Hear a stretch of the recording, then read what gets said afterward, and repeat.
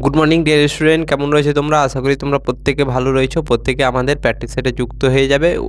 তোমরা যারা 2025-এ অর্থাৎ নেক্সট মান্থে তোমরা যারা ওয়েস্ট বেঙ্গল পুলিশের অর্থাৎ পশ্চিমবঙ্গ পুলিশে যারা পরীক্ষা দিতে চলেছো তাদের জন্য এই প্র্যাকটিস সেটটা খুবই গুরুত্বপূর্ণ। অর্থাৎ এই প্র্যাকটিস সেটের যে আমি সিরিজটা শুরু করেছি, এই সিরিজটা সম্পূর্ণ তোমাদের বিগত 10 বছরে যে ওয়েস্ট বেঙ্গল পুলিশের অর্থাৎ পশ্চিমবঙ্গ পুলিশের যেগুলো পরীক্ষা হয়েছে সেই পরীক্ষার সমস্ত কোশ্চিনগুলো যেগুলো হয়েছে সেই কোশ্চিন থেকে আমি গণিত এবং রিজনিংয়ের পাঁচটা করে কোশ্চিনের প্র্যাকটিস সেট শুরু করেছি এবং প্রত্যেকটা প্র্যাকটিস সেটে তোমরা ওই প্রিভিয়াস ইয়ারই কোশ্চিনগুলো দেখতে পাবে।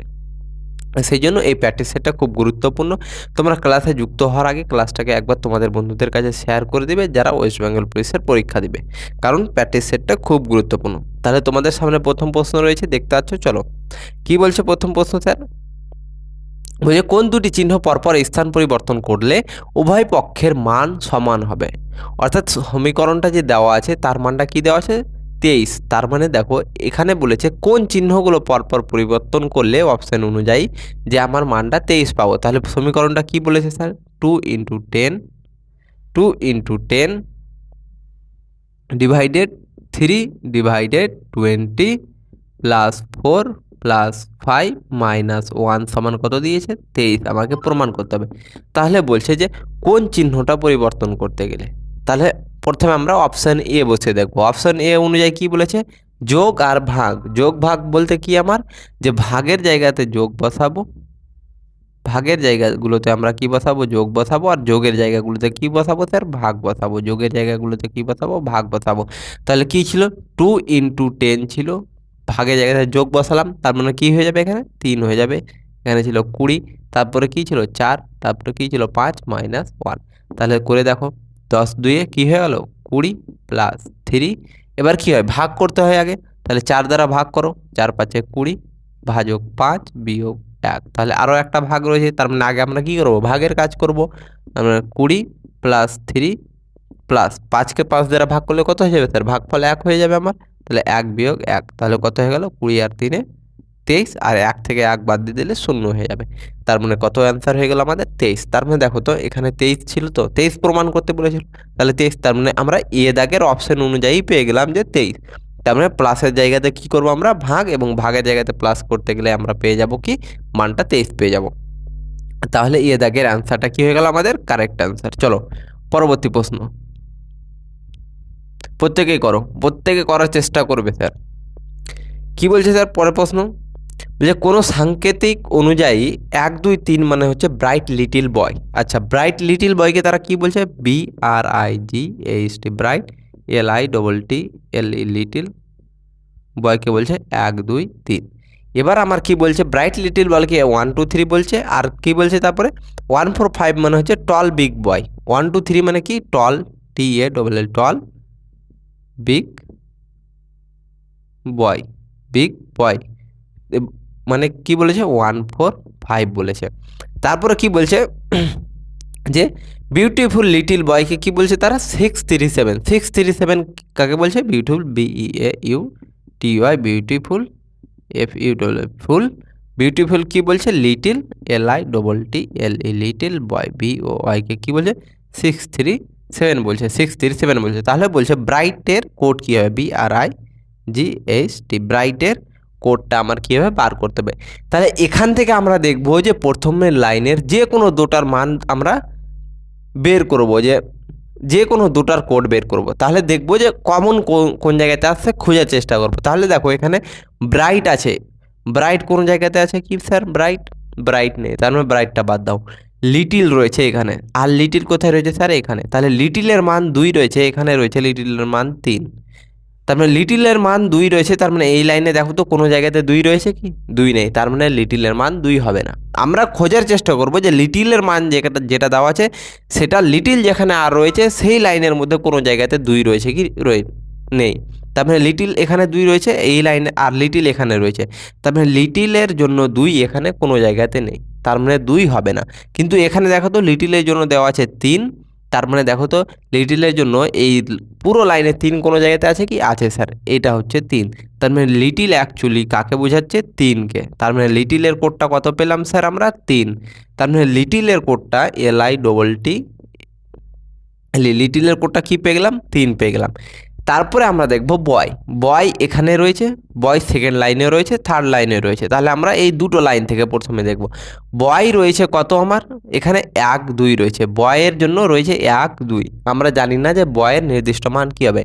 এখানে রয়েছে বয়ের জন্য কি স্যার 5, বয়ের জন্য রয়েছে এখানে 5 4 1। তার মানে দেখো এই দুটো আর এই তিনটার মধ্যে কমন কি আছে, বয় দুটোতে কমন আছে। তার মানে এই লাইনের সংখ্যা আর এই লাইনের কোডের মধ্যে কি কমন সংখ্যা আছে দেখো তো, 1 এখানেও আছে, 1 এখানেও আছে, বয় এখানেও আছে, বয় এখানেও আছে। তাছাড়া আর কোনো এখানকার মধ্যে কোনো সংখ্যা আছে কি, লিটিল এখানে আছে কি নেই, ব্রাইট এখানে আছে কি নেই।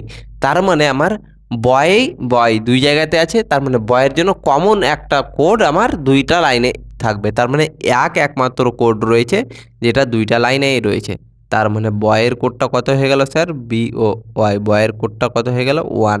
তার মানে এখান থেকে বয়ের কোড পেয়ে গেলাম 1, লিটিলের কোড 3। তার মানে ব্রাইটের জন্য বেঁচে থাকলো কে, ব্রাইটের জন্য বেঁচে থাকলো 2।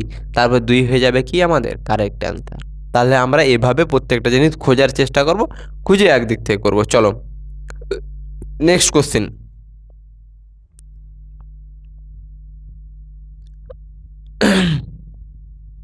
চলো প্রত্যেকে অ্যান্সার করবে, আমাকে পরের কোশ্চেনটা অ্যান্সার করবে প্রত্যেকেই। কি বলছে 7 জন, আচ্ছা ABCDEFG 7 জন আমার একটা সারিতে, আচ্ছা 7 জন পূর্ব দিকে মুখ করে একটি বেঞ্চে বসে আছে, পূর্ব দিকে।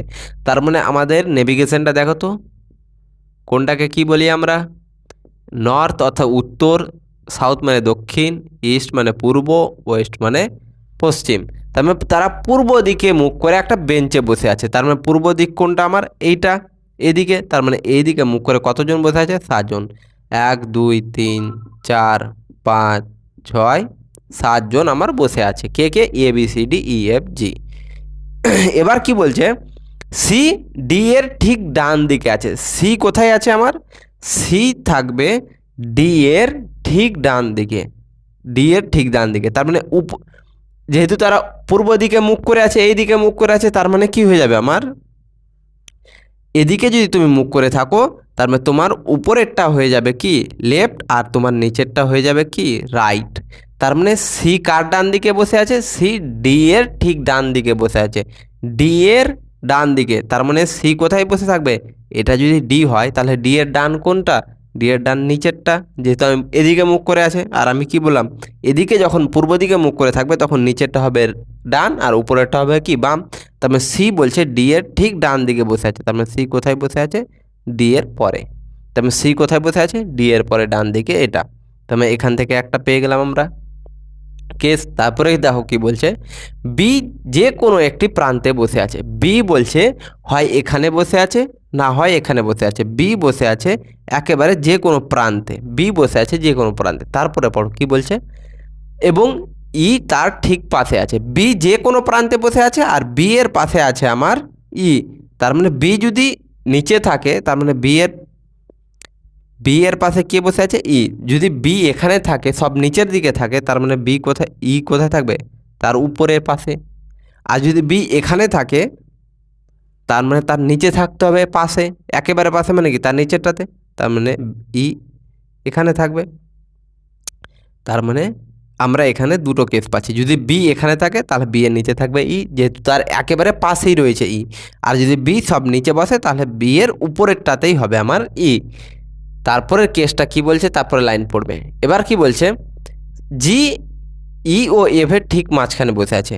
জি যদি এখানে থাকে, আচ্ছা জি যদি এখানে থাকে তাহলে ই আর এফ তার দুই পাশে থাকবে। তার মানে বলছে জি থাকবে ই আর এফ এর মাঝখানে, ই আর এফ এর মাঝখানে কি আছে আমার জি। তার মানে এটাও নোট ডাউন করে নিলাম। তারপর কি বলছে, ডি দক্ষিণ দিক থেকে ঠিক তৃতীয় অবস্থানে আছে। তার মানে আমাকে ডি এর একজ্যাক্ট ভ্যালুটা বলে দিয়েছে, এটা ধরেই আমরা পুরো ক্যালকুলেশনটা বের করব। ডি বলছে দক্ষিণ দিক থেকে, তার মানে দক্ষিণ দিক কোটা দেখো তো স্যার, এটা উত্তর এটা দক্ষিণ, তার মানে নিচেরটা দক্ষিণ। আর দক্ষিণ দিক থেকে কত নম্বরে আছে আমার ডি, বলছে ডি ঠিক দক্ষিণ দিক থেকে তৃতীয় অবস্থানে বসে আছে, 1 2 3। তার মানে এখানে বসে আছে ডি। আর তারপরের কেসটা দেখো তো, ডি এর সঙ্গে কার সম্পর্ক হয়েছে? সি। আর ডি এর নিচে কে ছিল? সি। তার মানে সি এখানে হবে। আর বলেছে আমাকে বি যে কোনো একটা প্রান্তে বসে আছে আর তার পাশে থাকবে ই। তার মানে বি যদি এখানে বসাই তার মানে তার পাশে থাকতে হবে ই কে। তার মানে এখানে ই বসবে কি? বসবে না, অলরেডি সি বসে আছে। তার মানে বি এর জন্য প্রান্ত আর কটা রয়েছে? একটাই শেষ প্রান্ত এটা। তার মানে বি এখানে বসবে। আর বি এর পাশে কে থাকবে? আমার ই। বি এর পাশে কে থাকবে? আমার ই। এবার কি বলেছে এখান এই এই এই কেসটা দেখো যে ই এবং এফ এর মাঝখানে রয়েছে জি। তার মানে এখানে যদি জি হয় তার মানে এখানে এফ হয়ে যাবে, তবেই তো ই আর এফ এর মাঝখানে জি থাকবে। তার মানে দেখো সারি পূর্ণ হয়ে গেল, থাকলো শুধু একটা জায়গা বেঁচে। তাহলে কে কোন ব্যক্তিরা বেঁচে আছে?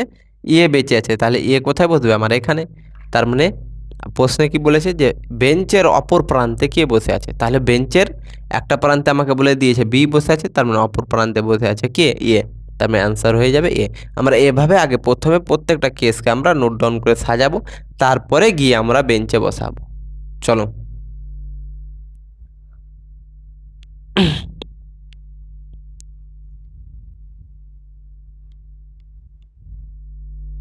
পরের প্রশ্ন কি বলছে? 256:13। 256 কত আছে স্যার প্রশ্নে? 13 কত রয়েছে আমার?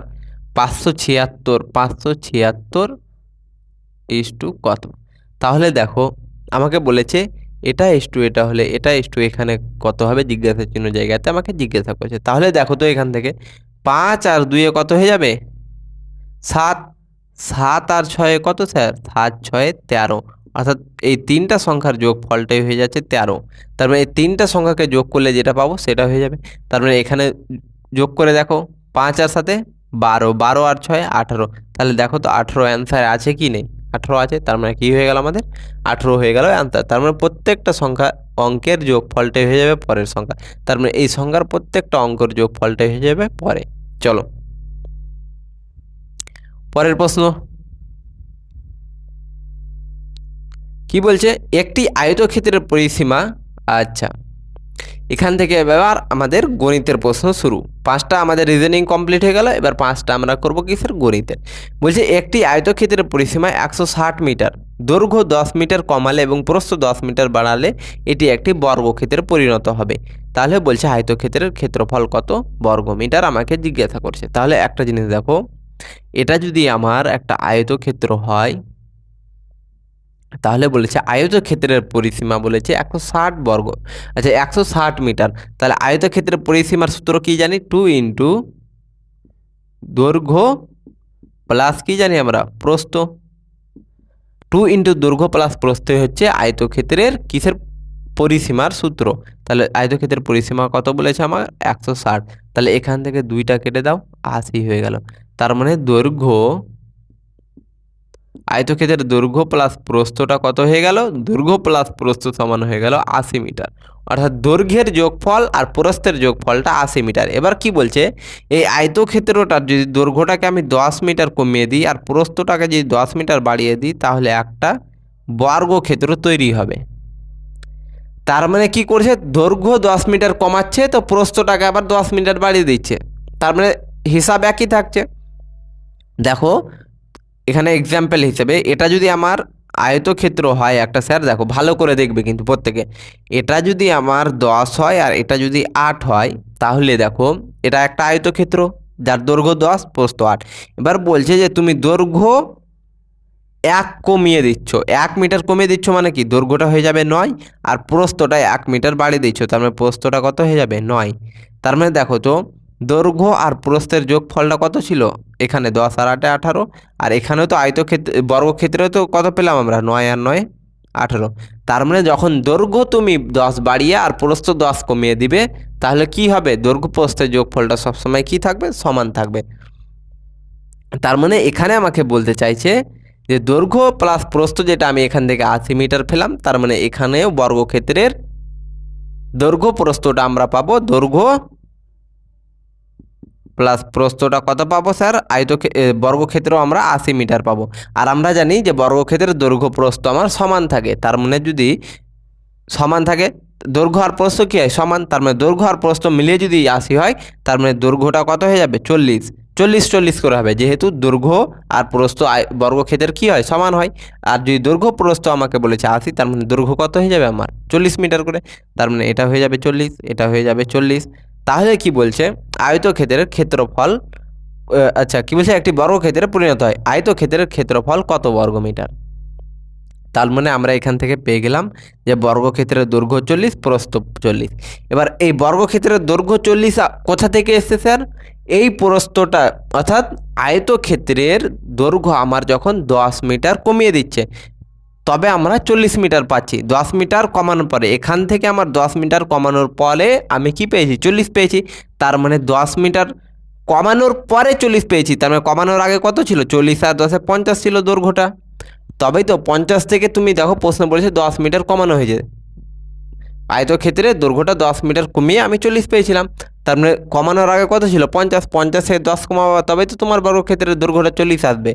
আর প্রস্থটা বলছে 40 মিটার বাড়িয়েছে, তাহলে প্রস্থ যদি 40 মিটার বাড়িয়ে থাকে, তার মানে আগে কত ছিল, 10 মিটার কম ছিল। আচ্ছা 10 মিটার বাড়িয়েছে, প্রস্থটা 10 মিটার বাড়িয়েছে। আর বাড়ানো মানে কি, আগে অবশ্যই 10 মিটার কম ছিল, তার মানে 40 এখন আছে, তার মানে আগে কত ছিল, 30। তার মানে আয়তক্ষেত্রের দৈর্ঘ্য পেয়ে গেলাম 50, প্রস্থ পেয়ে গেলাম 30। তার মানে ক্ষেত্রফলটা কত হয়ে যাবে, 50 × 30 বর্গ, কি হয়ে যাবে, দৈর্ঘ্য প্রস্থ, আচ্ছা মিটার, বর্গ মিটার হয়ে যাবে। তার মানে মিটার স্কোয়ার, তার 3 5 15, 0 0 15 মিটার স্কোয়ার হয়ে যাবে আমার অ্যান্সার। তাহলে 1500 মিটার স্কোয়ার হয়ে গেল আমাদের অ্যান্সার। এখান থেকে তোমাদেরকে জিনিসটা কিন্তু বুঝতে হবে। চলো পরবর্তী প্রশ্ন দেখবে। তাহলে এই জিনিসটা মনে রাখবে যে আয়তক্ষেত্রের আমরা যে দৈর্ঘ্য প্লাস প্রস্থটা পেলাম, সেটাই হয়ে যাবে বর্গক্ষেত্রের দৈর্ঘ্য প্রস্থের আমার যোগফলের সমান। যেহেতু বলেছে যে দৈর্ঘ্য 10 মিটার বাড়িয়ে আবার প্রস্থটাকে, আচ্ছা দৈর্ঘ্যটাকে 10 মিটার কমিয়ে প্রস্থটাকে 10 মিটার বাড়িয়ে দিচ্ছে। চলো পরের প্রশ্নটা করো, কি বলছে আমার প্রশ্ন, তাহলে প্রত্যেকে দেখে নাও, আশা করি করতে পেরেছ। বলছে যে এ বি এর দ্বিগুণ কর্মক্ষম, এ বি এর দ্বিগুণ কর্মক্ষম, অর্থাৎ কি, এ আর বি। তার মানে বি যদি 1 ইউনিট কাজ করতে পারে একদিনে, তাহলে এ কত করবে, বি এর চাইতে দ্বিগুণ করবে। তার মানে এ করবে 2 ইউনিট। তার মানে এ আর বি এর কাজের ক্ষমতার আমরা অনুপাতটা কত পেয়ে গেলাম, 2:1। যেহেতু বলেছে যে এ হচ্ছে বি এর দ্বিগুণ কর্মক্ষম, বি এর চাইতে দ্বিগুণ কর্মক্ষম, অর্থাৎ বি যদি 1 ইউনিট কাজ করতে পারে, তাহলে বি করবে দ্বিগুণ। তার মানে 2 × 2, তার মানে এ করবে 2 ইউনিট কাজ। তাহলে বলছে যে এ ও বি একত্রে যে কাজ 6 দিনে করে, অর্থাৎ তাহলে এ আর বি একদিনে কত ইউনিট কাজ করবে স্যার, এ করছে 2, বি করছে 1, তার মানে তারা একসঙ্গে কত করবে, 2 + 1 = 3 ইউনিট কাজ করবে একদিনে। এবার কি বলছে, এ ও বি একত্রে যে কাজ 6 দিনে করতে পারে, সেই কাজ এ একা কত দিনে করবে। তার মানে এ আর বি মিলে একটা কাজ কত দিনে করছে, 6 দিনে, 6 দিনে করছে, আর প্রত্যেক দিন করছে 3 ইউনিট করে কাজ, তাহলে মোট কাজ কত করবে, 3 × 6 = 18। এ আর বি একদিনে করতে পারছে আমার 3 ইউনিট কাজ, ভালো করে মন দেখবে কিন্তু, এ আর বি দুজন মিলে একদিনে করতে পারছে, আমি ধরে নিলাম 2 আর + 1 মানে 3 ইউনিট কাজ করবে। তার মানে তারা 6 দিনে কাজটা কমপ্লিট করতে পারছে। তার মানে তুমি একটা জিনিস দেখো, তুমি যদি একটা কাজ একদিনে, আচ্ছা তুমি যদি একটা করে কাজ একদিনে করতে পারো, তাহলে 6 দিনে কয়টা কাজ করবে, 6 × 1 6টা কাজ, একটা কাজ। এবার তুমি যদি একটা কাজ একদিনে যদি তুমি 2টা কাজ করতে পারো, তাহলে 6 দিনে কত করবে, 12টা কাজ। তাহলে একই রকমভাবে এ আর বি একদিনে কত ইউনিট কাজ করছে, 3 ইউনিট। তাহলে 6 দিনে কাজটা সম্পন্ন করছে, তার মানে 6 দিনে কত ইউনিট করেছে, 18 ইউনিট কাজ। তার মানে মোট কাজটা কত পেয়ে গেলাম আমরা, 18 ইউনিট কাজ।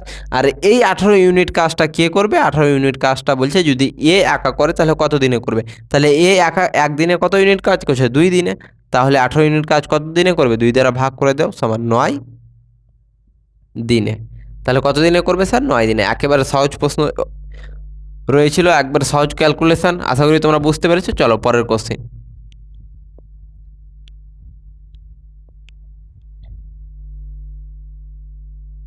চলো বলছে যে মাতা এবং কন্যার বর্তমান বয়সের অনুপাত হচ্ছে 7:1, অর্থাৎ বয়স থেকে এজ রিলেটেড প্রশ্ন রয়েছে, খুব ইম্পর্টেন্ট প্রশ্ন তোমাদের কিন্তু ওয়েস্ট বেঙ্গল পুলিশে এই টাইপের প্রশ্ন একেবারে এসে থাকে। মোস্ট একবারে ওয়েস্ট বেঙ্গল পুলিশের একেবারে খুব কি বলবো তোমার কমনযোগ্য প্রশ্ন, এই প্রশ্নকে খুব ভালোবেসে থাকে। তাহলে দেখো খুব ইম্পর্ট্যান্ট প্রশ্ন, কিন্তু ভালো করে বুঝবে। প্রত্যেকটা প্রশ্নের সঙ্গে আমরা কনসেপ্ট নিয়ে চলবো, প্রত্যেকটা প্রশ্নের সঙ্গে কনসেপ্ট নিয়ে চলবো। চলো, মাতা ও কন্যার বর্তমান বয়সের অনুপাত হচ্ছে, মাতা এম ফর দিলাম মাদার, মাদার মানে মাতা, আর কন্যা ডি ফর ডটার মানে কি কন্যা। তাহলে মাতা এবং কন্যার বয়সের অনুপাতটা বলেছে 7:, কত আমার 1। তারপরে কি বলছে, যদি 5 বছর পর তাদের বয়সের অনুপাত আমার কত হয় 4:1 হয়, তবে তাদের বর্তমান বয়সের মধ্যে পার্থক্য কত বছর জিজ্ঞাসা করছে। তাহলে মাতা এবং কন্যার বর্তমান বয়সের অনুপাতটা কত 7:1। এখান থেকে ধরে নেব যে মাতার বর্তমান বয়স হচ্ছে 7x, কন্যার হচ্ছে 1x, পেয়ে গেলাম। এবার বলছে 5 বছর পরে, তাহলে 5 বছর পরে তাদের অনুপাতটা কত হচ্ছে 4:1।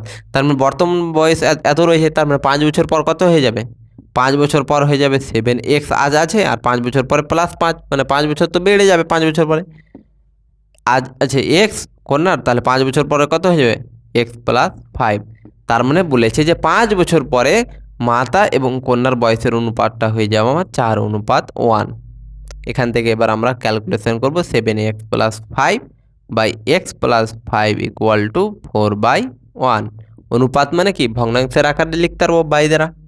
তার মানে এখানে দেখো এটাকে কোনাকুনি গুণ করো, এটাকে এই কোনাকুনি গুণ করো, তার মানে 7x + 5 = 4x প্লাস, আচ্ছা 4x প্লাস হয়ে গেল 5। তাহলে 7x আর এই 4xটা এবার আসলে মাইনাস হয়ে যাবে, তাহলে 7x - 4x = 3x। আচ্ছা, আর এটা কি ছিল 4x, আর 4 5 20 হবে, এটা সরি 20। আর এই 5টাকে ওপারে পাঠিয়ে দিলে মাইনাস হয়ে যাবে, তার মানে 20 থেকে 5 মাইনাস করলে কত হয়ে যাবে 15। তাহলে 3 5 15, তাহলে x এর ভ্যালুটা কত পেলাম 5। তার মানে মায়ের বর্তমান বয়স কত ছিল, মায়ের বর্তমান বয়স ছিল 7x, তাহলে x এর মানটা বসে দাও, তাহলে 7 × x এর মানটা কত 5 পেলাম, তার মানে 5 7 35। আর কন্যার বয়সটা কত ছিল x, আর x এর ভ্যালু কত পেয়েছি 5। তার মানে মায়ের বর্তমান বয়স হচ্ছে, মাতার বর্তমান বয়স হচ্ছে 35 আর কন্যার হচ্ছে 5। তার মানে তাদের বয়সের পার্থক্যটা কত হয়ে গেল 35 - 5 = 30 বছর। তাহলে 30 বছর হয়ে গেল অ্যান্সার। চলো পরের প্রশ্ন।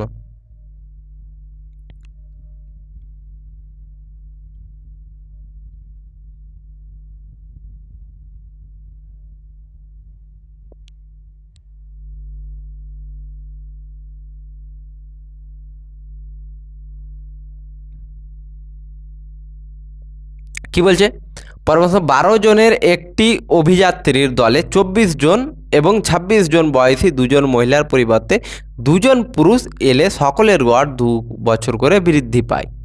অর্থাৎ কি বলেছে আমাকে, 12 জনের একটা অভিযাত্রী রয়েছে, অভিযাত্রীর দলে 24 জন, 24 এবং 26 বছর বয়সী, 24 বছর আর 26 বছর বয়সী 2 জন মহিলার পরিবর্তে কি বলছে 2 জন পুরুষ এলে সকলের গড় বয়সটা 2 করে বেড়ে যাচ্ছে। তার মানে কাদের বদলে 24 আর 26 জন বয়সের মহিলার বদলে, তার মানে তাদের মোট বয়সটা কত হয়ে যাবে 24 আর 26-এ কত হয়ে গেল আমার 50। তার মানে তাদের 2 জন মহিলার মোট বয়স কত 50। তার মানে এরা চলে যাওয়ার পরে দিলে, অর্থাৎ বলছে এদের বদলে 2 জন পুরুষ আসলে, তার মানে এদের বদলে বলতে কি এরা এই 2 মহিলা বেরিয়ে যাচ্ছে এবং এদের বদলে কে ঢুকছে আমার 2 জন পুরুষ ঢুকছে, যার ফলে প্রত্যেক জনের গড় 2 করে বেড়ে যাচ্ছে। তাহলে গড় 2 করে বেড়ে যাচ্ছে মানে টোটাল রয়েছে কত আমার 12 জন, আর 12 জনের গড় 2 বেড়ে যাচ্ছে, তার মানে মোট বয়স কত বাড়ছে আমার 2 × 12, 2 করে বাড়ছে, তাহলে রয়েছে 12 জন। তাহলে টোটাল কত বাড়বে, গড় মানে কি প্রত্যেক জনের 2 করে বাড়ছে, তাহলে কতজন রয়েছে 12 জন। তাহলে 12 জনের মোট কত বাড়বে 2 × 12 মানে 24 বছর। তার মানে এবার ভালো করে বুঝবে, 24 বছর বয়সী আর 26 বছর বয়সী মহিলা 2 জন বেরিয়ে গেল, তাহলে 2 জন মহিলার মোট বয়স কত হলো 50 বছর। তার মানে 50 বছর বয়স আমার বেরিয়ে গেল, আর ওই জায়গাতে 2 জন পুরুষ ঢুকলো, যার ফলে 2 করে গড় বেড়ে গেছে, অর্থাৎ টোটাল বেড়েছে কত 2 × 12 24 বেড়েছে। তাহলে বলছে যে ওই 2 লোকের গড় বয়স, আচ্ছা কি বলেছে গড় বয়স কত বছর আমাকে জিজ্ঞাসা করছে। তার মানে ওই 2 লোকের গড় বয়সটা কত, তার মানে দেখো তো বেরিয়েছিল যারা 50 প্লাস করে দিব 24, তার মানে যে দুটো পুরুষ ঢুকেছে তাদের গড় বয়স, তাদের বয়সের সমষ্টি কত হয়ে যাবে, যারা বেরিয়েছিল সেটা তো হবেই, প্লাস আর কি হবে, যেটা তারা আসার জন্য বেড়ে গিয়েছে, তাহলে কত বেড়েছে, 24, টোটাল 24 বছর বেড়েছে, তাহলে ওই দুজন পুরুষের মোট বয়স কত হয়ে যাবে, 5 2 7 আর 4 74 বছর। তাহলে আমাকে বলেছে যে গড় বয়স কত বছর, ওই দুইজন লোকের গড় বয়স, মানে দুজন লোকের বলেছে, আর এটা কি পেলাম আমরা, দুজন লোকের মোট বয়স বাই 2 দ্বারা ভাগ করে দেবো, 3 2 6 7 2 14, তাহলে কত হয়ে গেল স্যার, 37, তাহলে 37 বছর হয়ে যাবে ওই দুই লোকের আমার গড় বয়স। চলো পরের প্রশ্ন।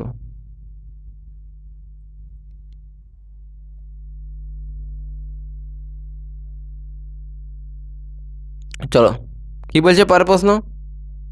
আচ্ছা, রিজনিং এর একটা প্রশ্ন বাকি ছিল স্যার, কি বলছে আমাকে, B B A A B C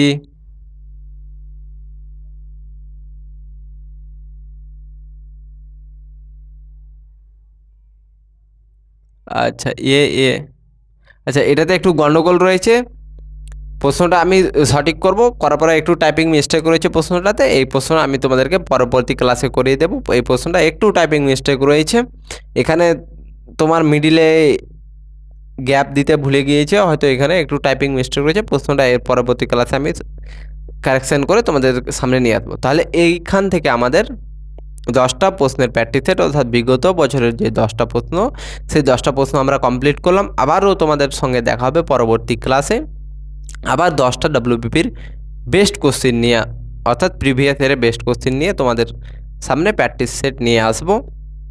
ততক্ষণ তোমরা ভালো করে পড়াশোনা করো এবং ঠিকঠাকভাবে প্রত্যেকটা প্র্যাকটিস সেট করো। আবার দেখা হবে পরবর্তী ক্লাসে। ধন্যবাদ।